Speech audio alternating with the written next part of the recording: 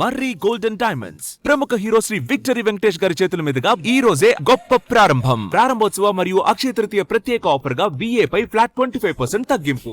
జనవరి 31వ తారీఖున అర్ధరాత్రి చెర్లపల్లి రైల్వే స్టేషన్లో రైలు పట్టాల కింద పడి విజయారెడ్డి తన ఇద్దరు పిల్లలతో చనిపోయినటువంటి ఘటన ఇప్పటికీ ప్రశ్నగానే మారింది.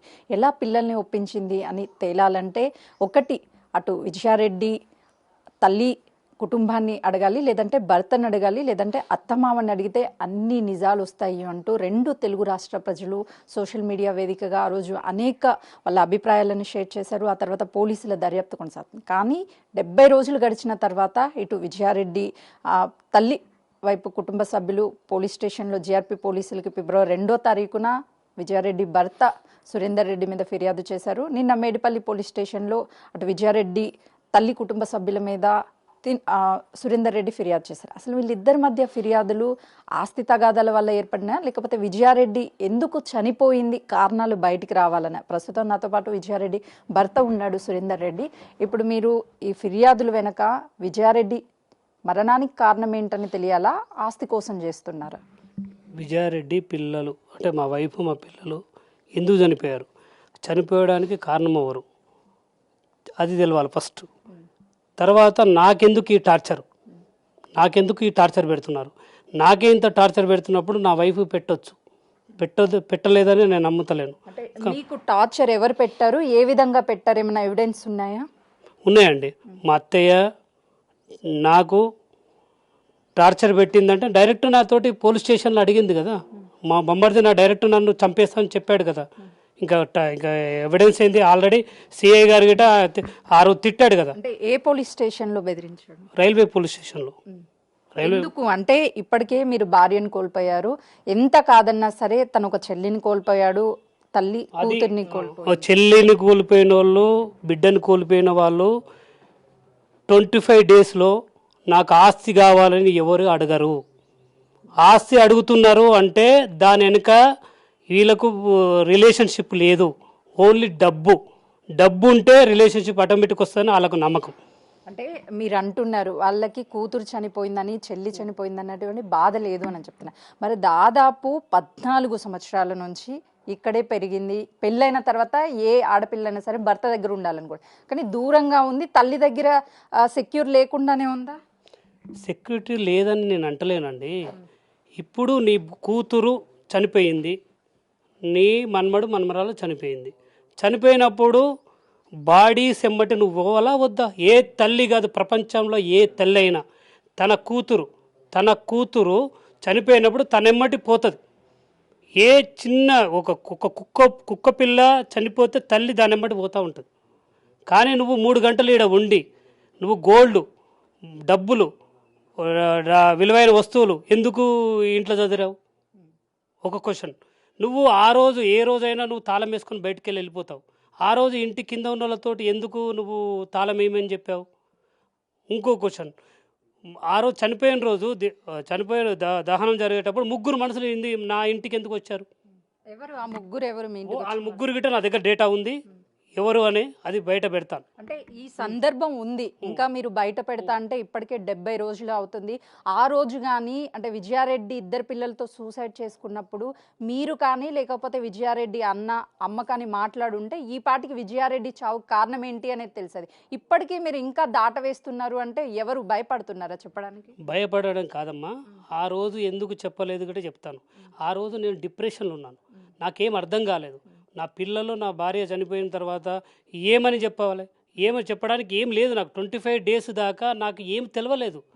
25 డేస్ తర్వాత ఇక్కడ కూర్చోబెట్టి మా అత్తయ్యని అడిగాను, నా డాక్యుమెంట్స్ నాకు ఇవ్వండి, నేను లీగల్ ఎయిర్గా అప్లై చేసుకుంటాను. అప్పుడేమన్నది మా అత్తయ్య, నువ్వు నేను కలిసి మీ బొమ్మర్ దగ్గరికి వెళ్దాము, నువ్వు 70 లక్షలు ఇస్తే నీ డాక్యుమెంట్ ఇస్తాడు. 70 లక్షలు నేను ఎందుకు ఇవ్వాలి? వాళ్ళ దగ్గర అప్పు తీసుకోలేదు, వాళ్ళ దగ్గర ఏం తీసుకోలేదు కదా. ఓకే అని నేను ఆ టెన్షన్లో 10 నిమిషాలు వెయిట్ చేశాను. నాకేమొద్దమ్మా అన్నే ఉంచుకోమని చెప్పాను. 10 నిమిషాల తర్వాత మళ్ళీ నువ్వు చనిపోతే ఈ ఆస్తులని ఎవరికైనా అడుగుతున్నారు ఎందుకు? అంటే ఎందుకు మీ ఇద్దరు ఎంతసేపు ఆస్తి ఉంది విజయారెడ్డి వెనక, లేకపోతే ఇల్లులు ఉన్నాయి, డబ్బు ఉంది, నగదు ఉంది, ఇదే డిస్కషన్ చేస్తున్నారు కానీ అసలు ఎందుకు చనిపోయింది, ఇద్దరు పిల్లల్ని కోల్పోయాను, నా భార్యను కోల్పోయాను, అది ఆలోచిస్తున్నారా? నేను అదే ఆలోచించే చెప్తున్నానమ్మా. నా భార్య పిల్లలు చావడానికి కారణం ఎవరు? నేను ఫస్ట్ కొట్లాడేది అది. దాని తర్వాతనే డబ్బు వచ్చింది. ఫస్ట్ నేను కొట్లాడేది ఎవరితోటని ఇప్పుడు పోలీసుల దగ్గర. ఇప్పుడు మీ భార్య అంటే మీకు పెళ్ళై ఎన్ని సంవత్సరాలు అవుతుంది? నాకు పెళ్ళై 18 సంవత్సరాలు అవుతుంది. ఎన్ని సంవత్సరాలు మీ ఇద్దరు కలిసి ఉన్నారు? అంటే ఐ మీన్ ఒకే చోట ఒక ఇంట్లో? అంటే అర్థం కాలేదు. ఒక ఇంట్లో మీ ఇద్దరు ఎన్ని సంవత్సరాలు కలిసి ఉన్నారు? మీరు దుబాయ్లో ఉంటున్నారు, మీ భార్య ఇక్కడ ఉంటుంది, అంటే పెళ్ళయ్యాక ఒక ఇంట్లో ఎన్ని సంవత్సరాలు ఉన్నారు? పెళ్ళైనాక ఇక్కడ 8 years ఉన్నాను, అక్కడ 10 years ఉన్నాను, 18 years అయింది. ఎప్పుడు ఒకటి తల్లి, మీరు అడిగే క్వశ్చన్కి ఒకటి చెప్తాను నేను. భార్య భర్తలు అనుకునే ఏ జాబ్ అయినా చేస్తాం. నేను దుబాయ్లో వర్క్ చేస్తున్నా అంటే మా భార్య ఒప్పుకుంటేనే నేను అక్కడ చేస్తాను. ఆమె ఒప్పుకోకుంటే నేను పోయి చేయను. వాళ్ళు చెప్తుంది ఏంటంటే దుబాయ్ తీసుకెళ్తానని చెప్పాడు, సో దుబాయ్ తీసుకెళ్లకుండా నా కూతుర్ని ఇక్కడే వదిలేశాడు అని చెప్తున్నారు. అమ్మ, దుబాయ్కి తీసుకెళ్తాను అని చెప్పాను, ఓకే చెప్పాను, ఆమె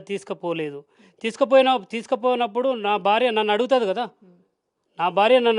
నేను కన్విన్స్ చేసుకున్నా కదా, ఇక్కడ ప్రాబ్లమ్స్ ఇట్లున్నాయి, మనం ఇట్లా చేసుకుంటేనే కదా 18 ఏళ్ళ సంసారం జరిగింది. 1 year 2 year కాదు కదా, 18 years మేము ఇద్దరు కలిసి ఉండదు ఎందుకున్నాం. మొన్న మిమ్మల్ని జిఆర్పి పోలీసులు స్టేట్మెంట్ రికార్డ్ చేశారా మీ భార్య చనిపోయిన తర్వాత? డిఎస్పీ కావచ్చు, లేకపోతే జిఆర్పి పోలీసులు ఏమని, అంటే ఏం జరిగింది మీ మధ్య ఏంటి అని మీ స్టేట్మెంట్ని రికార్డ్ చేశారా? నాతో ఏం చేయలేదు. అసలు జిఆర్పి పోలీసులు మీతో మాట్లాడారు, వాళ్ళు పర్సనల్గా మాట్లాడారు, కొన్ని విషయాలు పర్సనల్గా చెప్పారు. ఇప్పుడు మొత్తము కారణము ఎక్కడి నుంచి వచ్చింది అనేది జిఆర్టీ పోలీస్ దగ్గర ఉంది, టోటల్ డేటా ఉంది. ఈ డేటాకు ఆ కేసును డైవర్ట్ చేయడానికి కొంత మీడియా వాళ్ళకు డబ్బులు ఇచ్చారు. మా బొమ్మర్ది ఇచ్చాడు, అది డేటా నా దగ్గర ఉంది. కొన్ని మీడియా వాళ్ళకు డబ్బులు ఇచ్చారు, కొంతమందికి డబ్బులు వంచాడు, తాపిస్తున్నాడు, తినిపిస్తున్నాడు. ఓకే, ఒక్క క్వశ్చన్ చేస్తాను తల్లి. మా భార్య ఒక అపార్ట్మెంట్కు 30 లక్షలు కట్టింది. 30 లక్షల అపార్ట్మెంట్కు డౌన్ పేమెంట్ ఇచ్చినప్పుడు మా భార్య చనిపోయినప్పుడు నాకు ఇన్ఫర్మేషన్ ఉండాలి కదా. 30 లక్షలు తీసుకున్నప్పుడు February 27 రోజు పోయి 30 లక్షలు తీసుకున్నాం, నాకు ఇన్ఫర్మేషన్ లేదు. మా అత్తయ్య ఈడనే ఉంది, మా ఇంట్లోనే ఉంది, ఆమెకు కూడా తెలుసు. సరే, ఆస్తులు కూడా మొత్తం కొంచెం సేపు పక్కన పెడదాము. జిఆర్పి పోలీసులు మీతో పర్సనల్గా మాట్లాడినప్పుడు నాకు నా భార్యకి 11 సంవత్సరాల నుంచి ఫిజికల్ రిలేషన్ లేదు అని మీరు చెప్పారా? ఎవరు చెప్పారు? ఇప్పుడు మీడియా పరంగా చెప్తున్నాను. ఫిజికల్ రిలేషన్ లేకపోతే మేము ఎందుకు కలిసి ఉంటాం? ఎప్పుడో విడిపోతాం కదా. వాళ్ళు చెప్పిన దానికి మీరు అడగొద్దండి.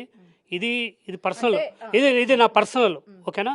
మీరు ఏదో ఉద్దేశంతో దీన్ని వేరే రకంగా తీసుకుపోవడం అనేది తప్పు నేను అనేది. మీరు ఆల్రెడీ పోలీసులకి చెప్పారని వాళ్ళ వర్షన్ చెప్తున్నారు, మీ వర్షన్ ఏంటి అని అడుగుతున్నా. ఆ విషయం నిజమా అబద్ధం? నేను ఏ పోలీస్ తోటి చెప్పాను, ఎట్లా చెప్పాను తీసుకురండి. నా పర్సనల్ విషయాల్లో ఎవరు అడగడానికి ఏముంది? ఒకటి చెప్తాను తల్లి, నేను బెడ్రూమ్కి వెళ్తాను, బెడ్రూమ్లో ఏం చేసేదాన్ని బయట చెప్తానా? చెప్పను కదా. అంటే తను అలానే మనోవేదనకి గురైంది, నా భర్త నాకంటే పెద్దోడు, మోసం చేసి పెళ్లి చేసుకున్నారు, 3 సంవత్సరాల గ్యాప్ అని చెప్పారు, కానీ దాదాపు 10 సంవత్సరాలకి పైగానే గ్యాప్ ఉంది, ఏజ్ గ్యాప్ అని చెప్తున్నారు. వాస్తవమా? అది ఎప్పుడైనా డిస్కషన్? అమ్మా, ఆ విషయం ఉంటే నేను చూడలేదు కదా. ఫస్ట్ నేను చూడముందుకే మా అమ్మ వాళ్ళు వాళ్ళమ్మ వాళ్ళు ఇద్దరు చూసుకున్నారు పిల్లల్ని చూసుకున్న తర్వాత నాకు పెళ్లి చూపులు చూపెట్టారు. పెళ్లి చూపులు చూపెట్టిన తర్వాత మీదికి తీసుకెళ్ళి నేను అమ్మాయిని బిల్డింగ్ మీద తీసుకెళ్ళి నేను నచ్చానా లేదా అని అడిగాను. నచ్చావు అని చెప్పింది, ఓకేనా, అక్కడ కన్ఫర్మ్ అయింది కదా. తర్వాత నీకేం కావాలని అడిగాను. నేను ఇంటర్మీడియట్ చేశాను, నా బీటెక్ చేయించగలుగుతావా అన్నది. నేను చదివిపిస్తానని చెప్పాను. ఆ కాలంలోనే 66 లక్షలు పెట్టి నీకు అమ్మాయికి బీటెక్ చేయించాను. బీటెక్ చేయించి ఈరోజు అందరూ నా కూతురు టీమ్ లీడర్ చెప్పుకుంటున్నావు కదా. టీమ్ లీడర్ అయ్యడానికి కారణం ఎవరు? నేను. అంటే వాళ్ళే చదివించాము, డబ్బులు మొత్తం మేమే కట్టాం, మా అల్లుడు ₹1 కట్టలేదని చెప్తున్నారు. అంతేనా? అది ఈడ ఉంటుంది కదమ్మా, కాలేజీలో ఫీజులో ఉంటుంది కదా. కాలేజ్ ఫీజు అమ్మా. ఒకటి ఇక్కడ ఈ కేసును వేరే రకంగా పట్టేయడానికి వాళ్ళు ఎన్నో ప్రయత్నాలు చేస్తున్నారు. ఆ ప్రయత్నాలని నాకు తెలుసు. కానీ ఒకటే అమ్మా, నేను ఒకటే అడుగుతున్నాను, నా పిల్లలు నా భార్య చనిపోవడానికి కారణం ఏంది? ఇంకోటి, ఈ ఆస్తుల మీద మీకెందుకు ఆశ ఉంది? మీకెందుకు ఆశ ఉంది? మేము సంపాదించుకున్న ఆస్తుల మీద మీకెందుకు ఆశ వచ్చింది? మీరు సంపాదించింది కాదు కదా, నేను సంపాదించిన, నా భార్య సంపాదించిన ఆశ కదా. ఈ రోజన్నా విజయారెడ్డికి మీరు దూరం ఉన్నారు, దుబాయ్లో ఎక్కడో ఉన్నారు, ఆమె ఇక్కడే ఉంది, చెప్పుకుందా నాకు ఇలాంటి సమస్యలు ఉన్నాయండి, లేకపోతే నాకు పిల్లలతో ఉండడం కష్టంగా ఉంటుంది, మీరు రండి, లేకపోతే మేమే వస్తామంటే ఏ ఆడపిల్లకైనా సరే పెళ్ళైన తర్వాత భర్తే అంది. సో అలాంటి విషయాలు ఏమన్నా ఎప్పుడైనా కష్టం గురించి షేర్ చేసిందా? అమ్మా అది చేసింది కాబట్టి మార్చ్ మంత్లో నేను విజిటింగ్ తీసుకుపోదామని అనుకున్నాను. ఆల్రెడీ వాళ్ళ అమ్మకి గిట్ట చెప్పింది.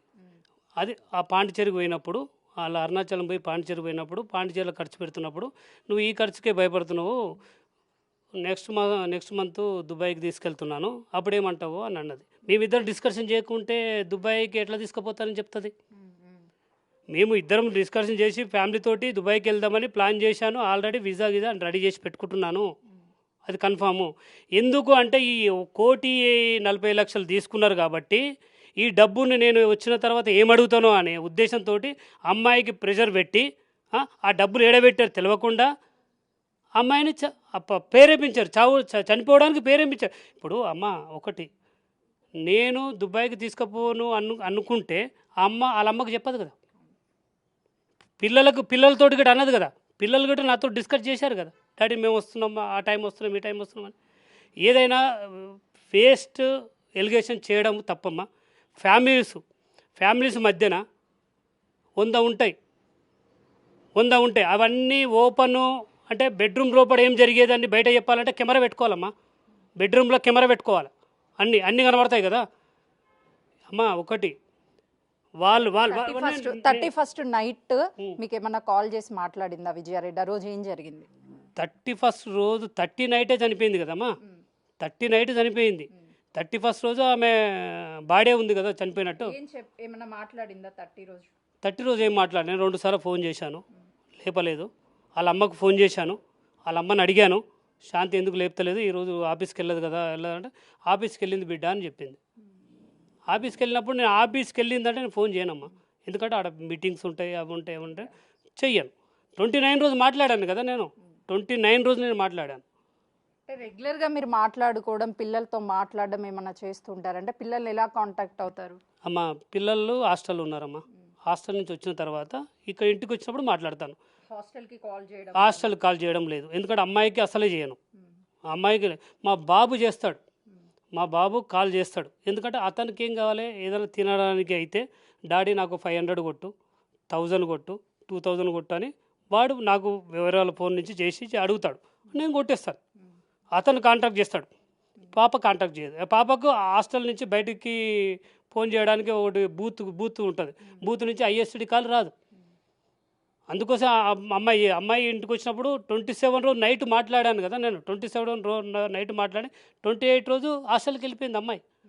ఏంటి వాళ్ళు చెప్తుంది ఏంటి అని అంటే, విజయారెడ్డి తల్లి కావచ్చు, లేకపోతే అన్నయ్య, వదిన కూడా మ్యారేజ్ డేని ఒక బ్లాక్ డే ప్రకటించుకొని తను బాధపడేది, వయసులో పెద్దవాడిని ఇచ్చి నా జీవితాన్ని నాశనం చేశారు, నన్ను పట్టించుకోవట్లేదు అని చెప్పి బాధపడేది అని చెప్తున్నా.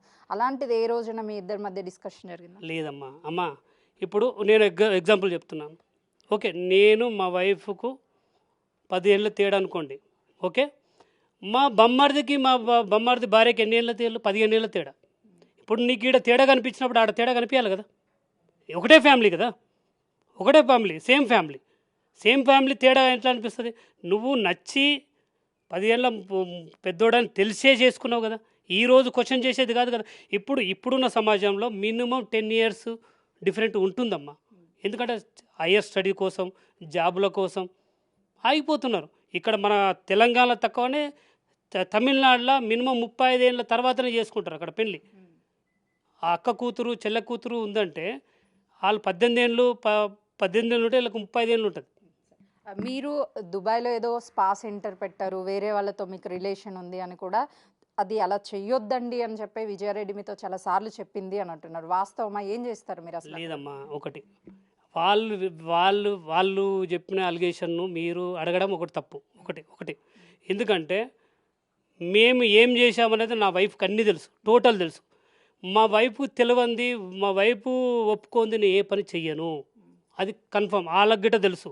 ఇప్పుడు మీకు ఏదో చెప్పేసి, మీకు తెలియని వాళ్ళకి ఏదో చెప్పేసి ఏదో అడిగిపిద్దామని వాళ్ళు అనుకుంటున్నారు, కానీ అది అది వాస్తవం కాదు. మా వైఫ్ ఏం చేస్తారు మీరు దుబాయ్లో? దుబాయ్లో వర్క్ చేస్తాను కదమ్మా. ఏం వర్క్ చేస్తారు? వర్క్ స్టైల్స్ దాంట్లో నేను ఒక అసిస్టెంట్ మేనేజర్గా ఉన్నాను ఒక ఫ్యాక్టరీలో. ఓకే.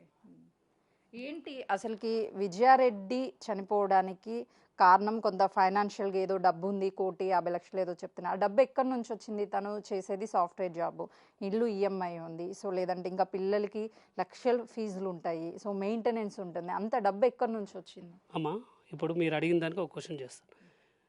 నాకు గట్కేశ్వర ప్లాట్ ఉండే, ప్లాట్ అమ్మినందుకు 40 లక్షలు వచ్చింది. అది ఎందుకు? భూమి కొంటామని నాకు చెప్పారు.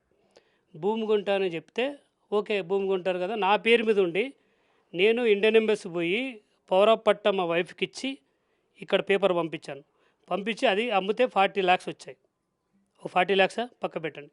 మళ్ళీ మా నాన్నగారు ఒక 20 లక్షలు ఇచ్చిండు భూమి అమ్మితే. భూమి 20 లక్షలు ఇస్తే వేరే వాళ్ళకి ఇచ్చాం ఇంట్రెస్ట్కు. 33 లక్షలు కట్టిపోయారు. అది కూడా ఫుల్ డేటా ఉంది నా దగ్గర. 33 లక్షలు కట్టారు. ఆ తర్వాత నేను సంపాదించేది, సంవత్సరంలో సంపాదించేది 11 లక్షలు మా వైఫ్కు మా అత్తయ్యకు ఇద్దరికి ఫోన్పే చేశాను. అది కూడా ఫుల్ డేటా ఉంది. ఓకే. మా వైఫ్కు 1,00,000 నుంచి 1,50,000 దాకా జీతం వస్తుంది ఆమెకు. ఒకసారి 1,20,000. ఆమె ఒక 15 లక్షలు పెడుతున్నాను, యావరేజ్గా 15 లక్షలే. మా దగ్గర 20 లక్షలు రొటేషన్లు ఉన్నాయి, బయట వాళ్ళకి ఇంట్రెస్ట్కి ఇవ్వడం తీసుకోవడం. ఆ 20 లక్షలకు 5 లక్షలు వడ్డీ వస్తుంది. ఓకే. అదే సంవత్సరంలో ఒకరు 6 లక్షలు కట్టారు ఇంట్రెస్ట్ వడ్డీ కలిసి, వేరే డబ్బులు అవి. తర్వాత ఒకరు 5,48,000 కట్టారు, ఒకరు 4 లక్షలు కట్టారు, ఒకరు 2.5 లక్షలు కట్టారు. మొత్తం కౌంట్ చేస్తే ఆ ఇయర్లో మాకు వచ్చిన డబ్బు 1,42,00,000 వచ్చింది. ఆ 1,42,00,000 ఓన్లీ మాకు వచ్చిన డబ్బే. ఇది ఎట్లా వచ్చిందని మీరు అడిగారు. ఇవన్నీ చేసిన బట్టే వచ్చింది ఆడ. సరే, వాళ్ళు చెప్తున్న వర్షన్ నేను క్వశ్చన్ అడుగుతున్నాను. సో ఆ రోజు జిఆర్పి పోలీసులు మీ స్టేట్మెంట్ అంటే ఏం జరిగింది అని అడిగినప్పుడు ఆ డాక్యుమెంట్స్కి సంబంధించి మా అత్తయ్య తీసుకెళ్ళింది నాకు చెప్పింది అని చెప్పి మీరు ఒప్పుకున్నారు అంటున్నారు. ఆ రోజు మీకు చెప్పిందా ఇంటి డాక్యుమెంట్స్ కానీ, లేకపోతే ఇక్కడ ఉంచలేదు నేను తీసుకెళ్ళాను అని? అమ్మా ఇంటి డాక్యుమెంట్ తీసుకెళ్ళిందని చెప్పింది, కానీ నేను అడిగినప్పుడు ఇవ్వాలి కదా. ఇప్పుడు నేను 9వ రోజు 10వ రోజు అడిగాను, ఈ డాక్యుమెంట్లు ఏంది, గోల్డ్ ఎక్కడ పెట్టావు, ఈ డబ్బులు ఎన్ని పెట్టావు. ఆ రోజు అమ్మ కొంత నా డబ్బు ఉంది, ప్లేస్ నాది, డబ్బులు వాళ్ళు పెట్టారు, ఇద్దరం కలిసి కట్టినటువంటి ఇల్లు అని చెప్పింది. దానికి మీరు అంగీకరించారని చెప్తున్నారు. లేదు ఎవరు చెప్పారమ్మా? అది ఏమి అమ్మా నేను చెప్పేది ఏంటమ్మా, వాళ్ళు చెప్పేది 100% రాంగ్. వాళ్ళు పెట్టి నాకు పెట్టేది ఏముంటుంది తల్లి? నాకు ఇప్పుడు ఒక జనరల్గా ఆలోచించండి మీరు. జనరల్గా మాకు 1,70,000 అంటే నాకు 70,000-80,000 పంపిస్తాను ఫర్ మంత్. మా వైఫ్ది మినిమం 1,00,000 పెట్టుకోండి, ఎక్కువ పెట్టుకోకండి. అలా 70,000 తీసేయండి ఖర్చుకు. ఎవరికి పంపిస్తుంటారు? లేదు నేను చెప్పేది ఏంటండి, 70,000 ఖర్చు తీసేయండి. ఇంకా 1,00,000 రూపాయలు ఉంటుంది కదా ఫర్ మంత్. 1,00,000 రూపాయలు మాకు సేవ్ ఉంది. ఇప్పుడు నీ కొడుకు ఏం చేస్తున్నాడు? ఇంట్లో వండుతున్నాడు, ఏం పని చేయడు. నువ్వు ఎంత వస్తుంది? 12,500 నీకు పింఛన్ వస్తుంది. మీకు ఎట్లా వస్తాయి లక్షలు? మేము లక్షలు సంపాదించే దగ్గర మా దగ్గర జీరో. నీ దగ్గర ఏం లేకుండా నీ దగ్గర లక్షలు ఎట్లా వస్తాయి? ఏమన్నా ట్రాన్సాక్షన్ చేసే వల్ల మీ వైఫ్కి డబ్బులు అక్కడ నుంచి చేసేది కదా, మా వైఫ్ చేసేది, మా అత్తయ్యకి చేసేది. అంటే ఎంత చేస్తుండే అప్రాక్సిమేట్లీ? ఇప్పుడు ఇయర్ ముచ్చట చెప్తున్నా తల్లి. నా దగ్గర ఉంది 70, 80, 1,00,000, 80, 70, 1,00,000. అంటే యావరేజ్గా 70,000 నెలకి పంపించేది. ఆమెకు మినిమం 1,00,000 రూపాయలు. ఎందుకు అని ఏమన్నా అడిగే వాళ్ళ మీరు డబ్బులు? అమ్మా ఇప్పుడు డబ్బులు ఎందుకని అడగలేదు. ఎప్పుడు నాకు కన్స్ట్రక్షన్ జరుగుతుంది కదా, హౌస్ కన్స్ట్రక్షన్ జరుగుతుంది కదా. ఆమె ఏంటంటే కన్స్ట్రక్షన్ జరుగుతున్నప్పుడు సిమెంట్కు, సీకులకు, దేనికో దానికి యూజ్ చేసుకుంటుంది కదా ఆమె, అందుకోసం పంపించేది. ఇప్పుడు మా వైఫ్ పంపించినా మా అత్తయ్యకి పంపించేది. అందుకేం చెప్పేది మా వైఫ్, మమ్మీ పంపించేసేయే అని చెప్పేది. డైరెక్ట్ ఆమెకు పంపించేసేయ అనేది. కొన్నిసార్లు ఆమెకు పంపించేది, కొన్నిసార్లు ఈమెకు పంపించేది, ఇద్దరికి పంపించేది డబ్బులు. ఇప్పుడు నేను ఒక క్వశ్చన్ అడగాలనుకుంటున్నా. అంటే మాకున్న ఇన్ఫర్మేషన్ ప్రకారము 3,000 రూపాయల మెయింటెనెన్స్ కోసం మీ తల్లిదండ్రులు ఇటు అధికారులని అప్రోచ్ అయ్యారు సిటిజన్ కింద అని చెప్పేసి అంటున్నారు. అది వాస్తవమా? మీరు డబ్బులు మెయింటెనెన్స్ వాళ్ళని చేయడం లేదు, వాళ్ళకి డబ్బులు మీరు చూడడం లేదని? ఒక్క నిమిషం అమ్మా, ఏ తల్లిదండ్రులకైనా కొడుకుల దగ్గర కావాలి. తన కొడుకులు తనకు తల్లిదండ్రులకు ఇప్పుడు కని పెంచినప్పుడు వాళ్ళ అన్ని అవసరాలు మనం చూడాలి. ఇప్పుడు మనం ఒక్కళ్ళే సంపాదించాం. ఇప్పుడు నేను ₹1,00,000 సంపాదిస్తున్నాను, మా తల్లిదండ్రులకు రూపాయి అని అంటే తప్పదు. నేను ఫర్ మంత్ 5,000 వెళ్ళారా, అప్రోచ్ అయ్యారా ఆఫీసెస్? కంపల్సరీ అవుతామమ్మా. మేము ఒక్కరం, మీరు చూడాల్సినటువంటి బాధ్యత ఉంది కదా మీ తల్లి. నేను చెప్పేది ఏంటమ్మా, మేము ఒక్కరేం కాదు, ముగ్గురు అన్నదమ్ములం. ముగ్గురు పోయాము కదా. వీళ్ళు నేను 5,000 ఫర్ మంత్ పంపిస్తాను మా డాడీకి. ఫర్ మంత్ 5,000 పంపిస్తాను నేను నా వల్ల వాళ్ళకి ఇష్యూ లేదు. మా తమ్ముల వల్ల ఇంకెవరి దగ్గర ఉంటే ముగ్గురు ఒకసారి పిలుస్తారు కదా. పిలిచేదంతా ముగ్గురు పిలుస్తారు కదా, ఒక్కరొక్కరు సపరేట్ వెళ్ళవాడు కదా. అందుకే ముగ్గురు పిలిచి చెప్పారు తల్లిదండ్రులు పెట్టాలనేది అందరికి ఉంటుంది. ఇప్పుడు నేను తల్లిదండ్రులు పెట్టలేదు అనుకో, నేను ఎన్ని కోట్లు సంపాదించినా వేస్ట్. నాకు నా తల్లిదండ్రులు కరెక్ట్ మంచిగా ఉంటేనే నాకు మంచిగా. అంటే ఫైనల్గా ఏం చెప్తారు? ఇప్పుడు విజయారెడ్డిని కానీ మీ ఇద్దరు పిల్లల్ని కానీ ఎవ్వరూ తీసుకురాలేరు. సో జరగాల్సిన నష్టం మీకు జరిగింది, వాళ్ళకి జరిగింది. ఎందుకు ఇప్పుడు ఈ ఇద్దరి మీద ఒకరొకరు ఫిర్యాదులు, మీ మీద బెదిరింపులకు పాల్పడుతున్నారు అని చెప్తున్నారు? ఏంటి మీకు భయం ఏ విధంగా ఉంది? అమ్మా, ఇప్పుడు మీరు అన్నారు ఒకటి, వాళ్ళకు బాధ ఉంది మాకు బాధ ఉందని. వాళ్ళకు బాధ లేదమ్మా. ఎందుకు చెప్తాను బాధ? వాళ్ళ కొడుకున్నాడు, కోడలు ఉన్నాడు, కొడుకున్నాడు. తల్లిదండ్రులు ఉన్నా సరే నేను చెప్పండి, మనం ఫస్ట్ నాకు టైం ఇవ్వండి. నేను ఎక్కువ లాస్ అయ్యాను, టోటల్ లాస్ అది. వాళ్ళు సేఫ్ సైడ్లో ఉన్నారు. ఎందుకంటే కొడుకున్నాడు, కోడలు ఉన్నది, మనమడు ఉన్నాడు, ఆమె ఉంది. ఆమె ఫ్యామిలీకి ఏం పర్వాలేదు లేదు. కూతురు ఒక్కటే చనిపోయింది. నాకు నా భాగస్వామి పోయింది, నా వైఫ్ పోయింది, నా పిల్లలు పోయారు. రేపు పొద్దున నేను ఒక ముసలితనం వచ్చినప్పుడు నాకు ఎవరు చూసుకుంటారమ్మా? ఎవరు చూసుకుంటారు? ఇప్పుడు నీ కొడుకుని చూసుకోవడానికి ఇంకో కొడుకున్నాడు, నన్ను చూసుకుంటాం కోళ్ళు ఉన్నారు. లాస్ అయింది నేను. లాస్ అయినప్పుడు నన్ను ఎందుకు బాధ పెడుతున్నారు మీరు? ఇంకా ఇప్పుడు నిన్ను నమ్మిపోయానమ్మా. ఆ రోజు గిట్ట మిమ్మల్ని నమ్మే పోయినప్పుడు నువ్వు ఎట్లా చూసుకోవాలి? నువ్వు ఏ విషయం ఉన్నా నాకు చెప్పాలి కదా. చిన్నదైనా పెద్దదైనా ఏం చెప్పాలి? కొన్ని దాచిపెట్టావు, కొన్ని సీక్రెట్ పెట్టావు, అన్నీ పెట్టావు. నీ దగ్గరనే ఉంది మొత్తం మతలబ్ అంతా నీ దగ్గరనే ఉంది. నిన్ను విచారిస్తే అన్నీ బయటపడతాయి. నేను కోరుకునేది ఏంటంటే నీ దగ్గరనే మొత్తం ఉంది. ఎందుకంటే నిన్ను విచారిస్తే అన్ని టోటల్ బయటకు వస్తాయి. అంటే ఇప్పుడు వాళ్ళు మీడియాతో మాట్లాడుతుంది ఏంటి అని అంటే, సో ఆస్తులకి సంబంధించి కావచ్చు, ఏదైనా బయటికి చెప్తే సో మీ కూతురు ఫోటోలు, మీ ఫోటోలు వేరే వాళ్ళతో రిలేషన్ ఉందని పాంప్లెంట్ రూపంలో పంచి బదనం చేస్తాను అని మమ్మల్ని బ్లాక్మెయిల్ చేస్తున్నాడు అని చెప్తున్నారు. అసలు ఆలోచన ఎవరికైనా ఉంటుందా? అమ్మా, ఏ మనిషి అయినా మనిషి జన్మ ఊరితే తన అంటే తన భార్య అంటే తన ప్రాణం. తన భార్య ఏది చేసినా, తప్పు చేసినా, రైట్ చేసినా ఎవడు పెట్టుకోడమ్మా. వాళ్ళకు వచ్చే ఆలోచన డిఫరెంట్. ఎవరిని భయభ్రాంతులు చేయాలి, ఎవరితోటి తప్పుడుగా చేయాలి, ఎవరిని బ్లాక్మెయిల్ చేయాలి అనే ఆలోచన వాళ్ళకుంది. నాకు లేదమ్మా.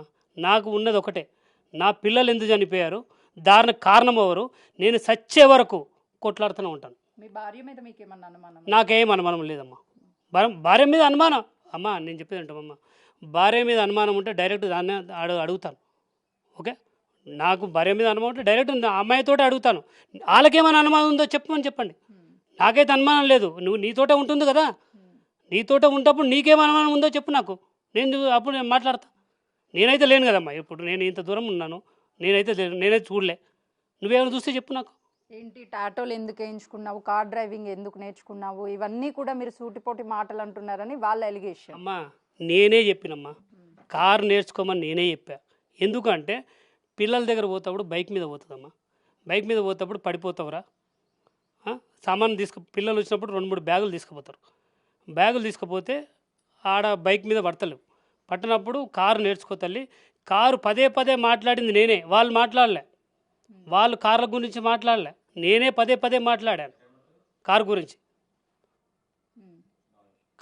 నేనే పదే మాట్లాడి, కారు లైసెన్స్ గురించి అప్లై అయ్యమ్మా, కారు గురించి అప్లై అయ్యమ్మా అని.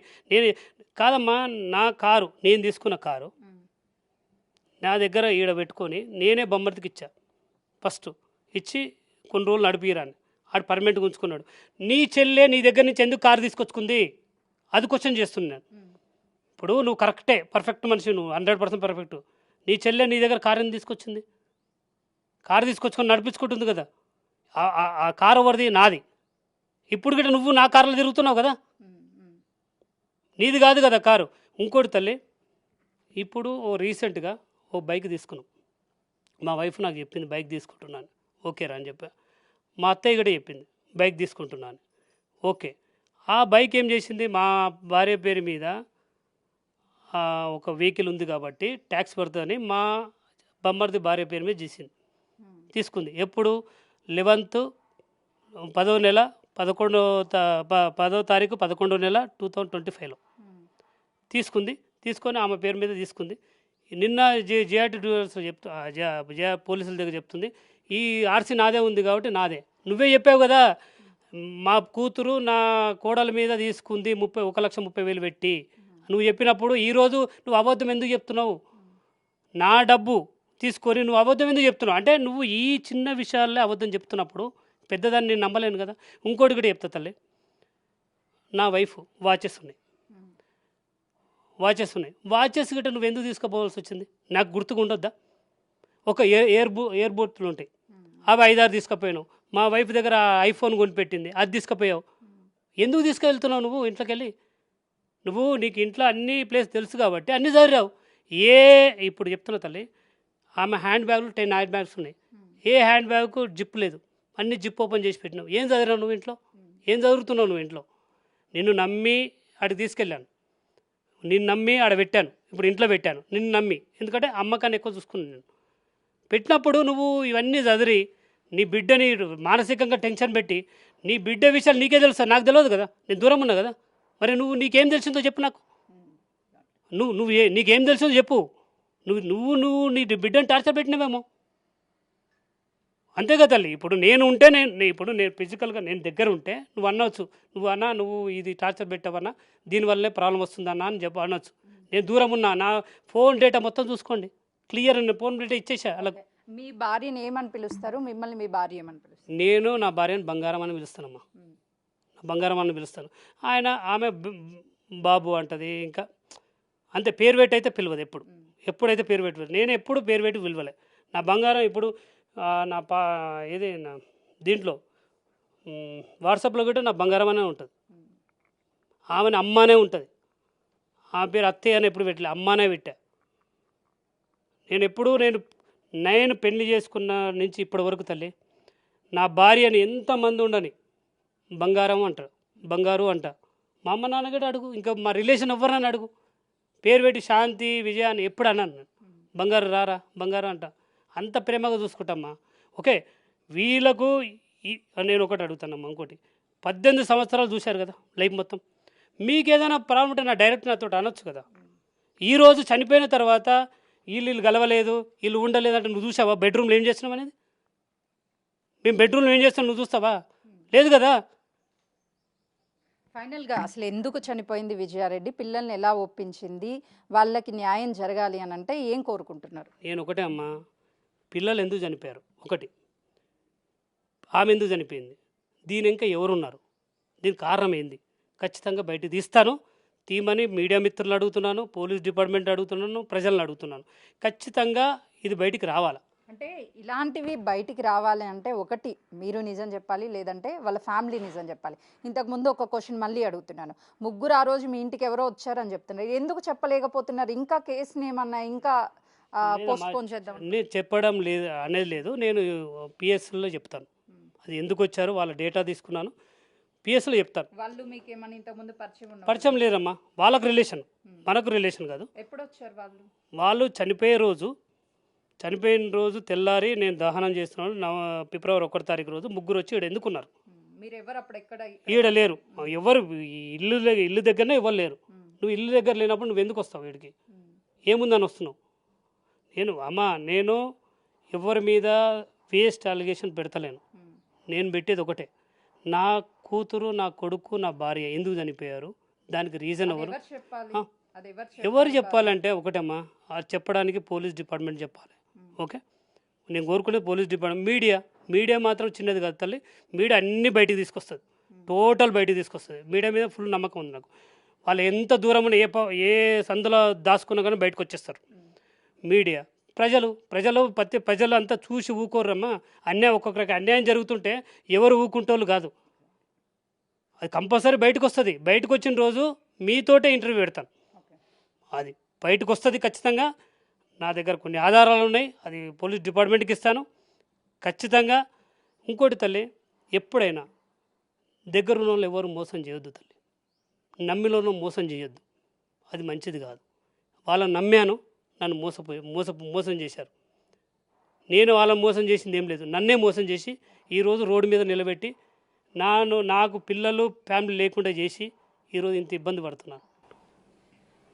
విజయారెడ్డి సూసైడ్తో పాటు ఆ ఇద్దరు పిల్లలు సూసైడ్ చేసుకోవడానికి కారణాలు తెలియాలి. నా దగ్గర కొన్ని ఎవిడెన్స్ ఉన్నాయి. నా భార్యని నేను బంగారం అని పిలుచుకునేవాడిని, ఎంత ప్రేమగా ఉన్నామో మా ఇద్దరి మధ్య మాత్రమే తెలుసు. మా అత్తయ్య వాళ్ళని నమ్మి ఇక్కడ ఉంచితే నాకు ఈరోజు కుటుంబాన్ని లేకుండా చేశారు. కానీ నేను ఖచ్చితంగా అటు పోలీసులకి ఎవిడెన్స్ అనేది ప్రొవైడ్ చేస్తాను, నా దగ్గర కొన్ని ఆధారాలు ఉన్నాయి అని చెప్పేసి చాలా కాన్ఫిడెంట్గా ఇటు విజయారెడ్డి భర్త సురేందర్ రెడ్డి చెప్తున్నారు. న్యాయం జరగాలి అని అంటే ఆ ఎవిడెన్స్ ఆధారంగా కేసుని దర్యాప్తు చేస్తే అసలుకి ఇద్దరు పిల్లలతో సహా విజయారెడ్డి ఎందుకు సూసైడ్ చేసుకున్నా అనే వాస్తవాలు బయటికి వస్తాయి, మాకు న్యాయం చేసినటువంటి వాళ్ళు అవుతారు అని చెప్పేసి అటు సురేందర్ రెడ్డి చెప్తున్నారు. కెమెరామెన్ పవన్తో సుజాత, హైదరాబాద్.